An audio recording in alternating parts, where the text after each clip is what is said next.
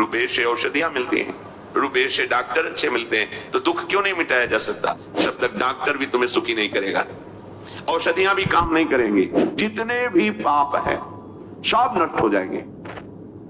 बिना कुछ जाने समझे बस तुम यदि नाम कीर्तन शुरू कर दो तो तुम्हारा भटकना मिट जाएगा।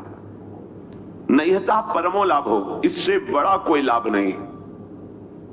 नाम चल रहा है, इससे बड़ा कोई लाभ नहीं। प्यारे, आपको लगता है कि एक दिन में हमने 1 लाख रुपए कमाए, ठीक है, पर आप पूरे दिन में 1 लाख कमाने पर एक बार भी भगवान का नाम नहीं लिया, तो पूरे जीवन में रोज 1 लाख कमाइए, और जब आप मरोगे शरीर तो छूटेगा, नाशवान है, फिर आपके पास क्या जाएगा? खाली हाथ हो गए ना, घाटा लग गया ना। तो हानि हरिवंश के नाम अंतर परे, लाभ हरिवंश उच्चरत वाणी। आप जो कार्य कर रहे हो अगर उसे नाम जपते हुए करते तो लौकिक लाभ भी होता और पारलौकिक लाभ भी होता। नाम के बिना आपका वो लाखों रुपया जो कमाया है वो आपको सुख नहीं दे सकता, वो शांति नहीं दे सकता, वो आनंद प्रदान नहीं कर सकता। रुपए से आनंद नहीं मिलता, रुपए से अविनाशी पद नहीं मिलता, रुपए से जन्म परंपरा नष्ट नहीं होती, रुपए से दुख नहीं मिटाया जा सकता। आप कह दो कि रुपए से औषधियां मिलती हैं, रुपए से डॉक्टर अच्छे मिलते हैं, तो दुख क्यों नहीं मिटाया जा सकता? जब तक तुम्हारे पाप कर्म नष्ट नहीं हो जाएंगे तब तक डॉक्टर भी तुम्हें सुखी नहीं करेगा, औषधियां भी काम नहीं करेंगी, और जहां पाप कर्म वो नष्ट हुआ जिसके कारण दुख आया वो अपने आप शांत हो जाएगा। तो मूल बात पाप को नष्ट करना है, तो पाप कैसे नष्ट होता है? नाम संकीर्तनम यस्य सर्व पाप प्रणाशम, जितने भी पाप है सब नष्ट हो जाएंगे। नाम संकीर्तनम यस्य, जिनका नाम कीर्तन संपूर्ण पापों को, तो संपूर्ण पाप नष्ट हुए तो दुख पूरा नष्ट हो गया। सच्ची मानिए, दुख हमें मिलते ही पाप कर्म से हैं, तो इसलिए नैहता परमो लाभ हो। कोई भी लाभ नाम के उच्चारण के बराबर नहीं हो सकता। आप भगवान का नाम ले रहे, जिस श्वास में नाम ले रहे धन्य हो गई वो श्वास, जिस मिनट में नाम ले रहे धन्य हो गया वो मिनट। बाद में देखेंगे आप, क्योंकि अपने लोग नाम की कीमत नहीं जानते, ना तो विश्वास हो पा रहा है और ना हमें उसकी कीमत पता है।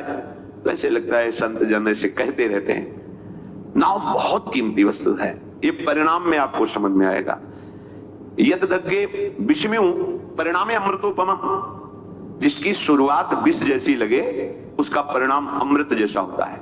जैसे प्रातःकालीन ब्रह्म मुहूर्त में उठना, स्नान करके भगवत आराधन के लिए नाम जप सत्संग कीर्तन आदि, ये विष जैसा लगता है, और 8, 9, 10 बजे तक सोना ये अमृत जैसा लगता है। तो यद्दग्गे अमृतोपम परिणामे विषम्यु, जिसकी शुरुआत अमृत जैसी लगे, भोग दृष्टि रखना, पाप दृष्टि रखना, मनमानी आचरण करना, ये अमृत जैसा लगता है, लेकिन इसका परिणाम बड़ा भयंकर दुखदायी होगा।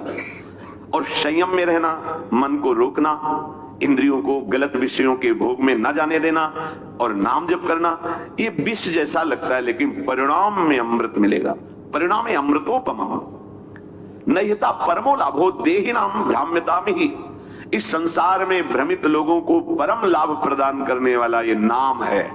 नाम यतो विंदेत परमाम शांतिम नश्यति संस्कृति, ये सब आवागमन के चक्र को मिटा करके परम शांति परम सुख प्रदान करने वाला नाम है।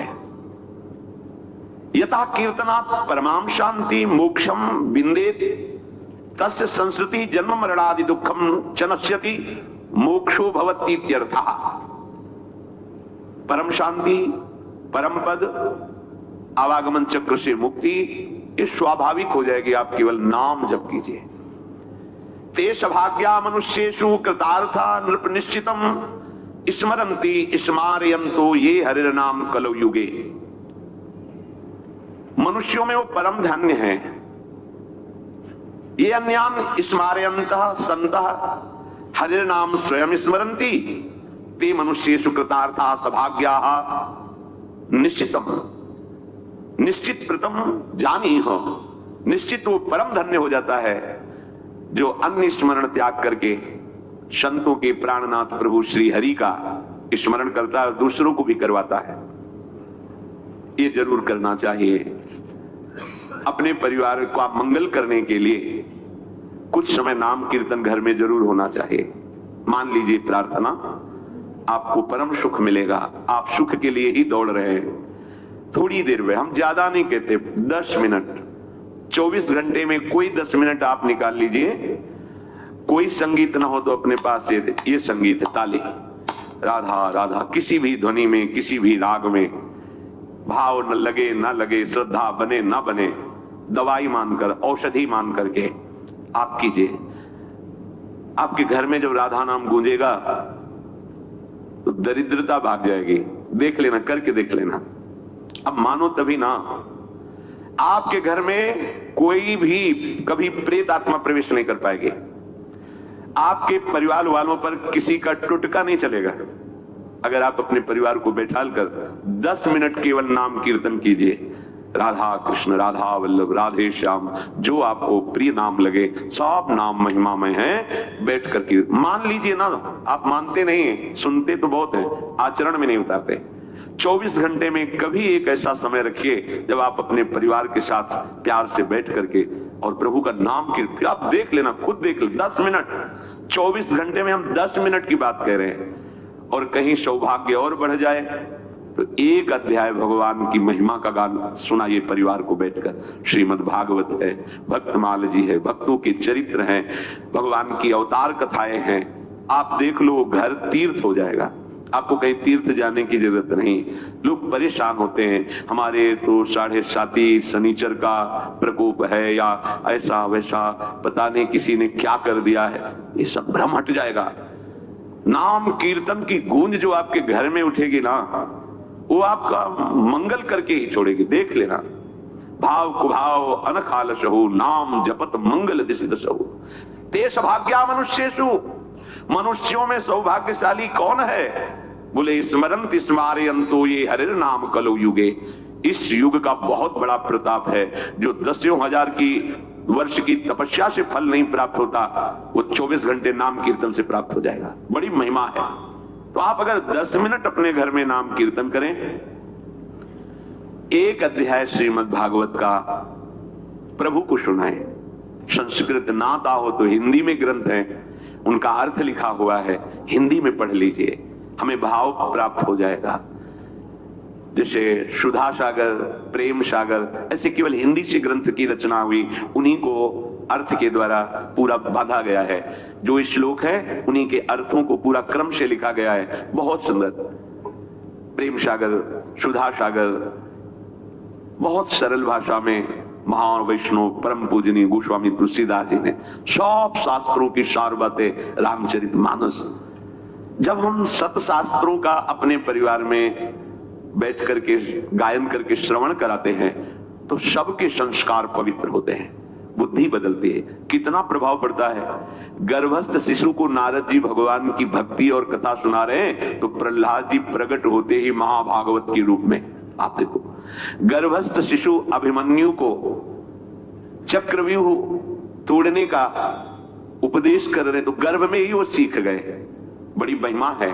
यदि आप अपने परिवार में नाम कीर्तन करेंगे और भगवत आराधना की भावना से ठाकुर जी विराजमान करके उनको कथा सुनाएंगे, एक अध्याय सुनाएंगे, एक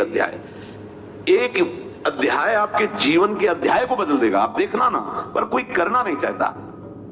और कहीं ये सौभाग्य उदय हो जाए कि बिना ठाकुर जी को भोग लगाए हम पाएंगे नहीं, तब तो बात बन गई, फिर तो बिगड़ेगी नहीं। क्योंकि आहार से हमारा प्राणों का पोषण होता है और बुद्धि का प्रभावित होना होता है। अगर सात्विक आहार है तो बुद्धि सात्विक, राजसिक तो राजसिक, तामसिक तो तामसिक।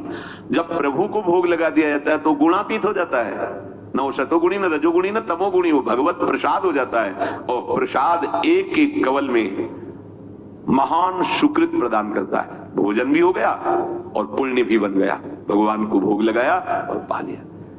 ते सौभाग्य, ये सौभाग्यशाली मनुष्यों का